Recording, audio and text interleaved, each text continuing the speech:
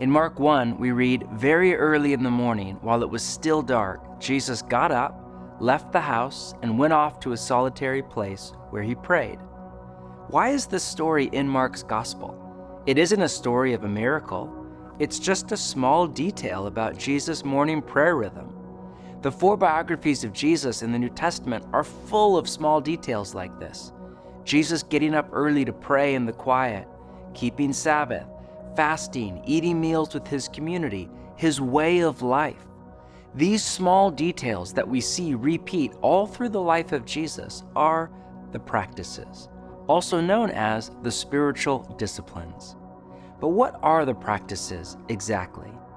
The practices are disciplines based on the lifestyle of Jesus that create time and space for us to access the presence and power of the Spirit, and in doing so, be transformed from the inside out. The practices are disciplines or habits based on the lifestyle of Jesus. All of them come straight out of the pattern laid down by Jesus himself that create time and space. They slow our life down and open our life up to access the presence and power of the Spirit. They are how we draw on grace, God's energy to change, and in doing so, be transformed from the inside out. In other words, they are how we apprentice under Jesus. The practices come in all kinds of shapes and sizes, but you can group them into 9 basic disciplines. Sabbath, an entire day set aside to stop, rest, delight, and worship. Prayer, intentional time to communicate and commune with God.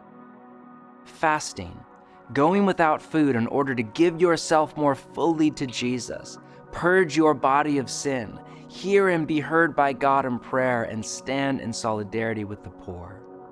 Solitude, intentional time in the quiet to be alone with yourself and God. Generosity, the giving of our money and resources. Scripture, immersing your mind and imagination in the library of the Bible. Community, doing life with other followers of Jesus around a table in deep, loving friendship. Service, following Jesus' example in meeting the practical needs of others, especially the most vulnerable. And witness, practicing hospitality and preaching the gospel of Jesus. Think of these 9 practices as categories that all contain sub-practices. For example, Sabbath includes worship on Sunday and gratitude and celebration.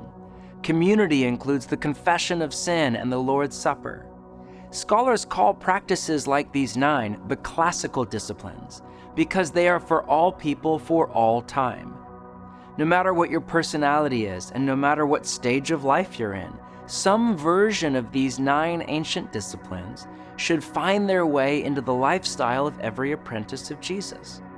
The practices of Jesus are utterly key to being transformed into people who are like Jesus, as we slow our busy lives down to live deeply connected to God.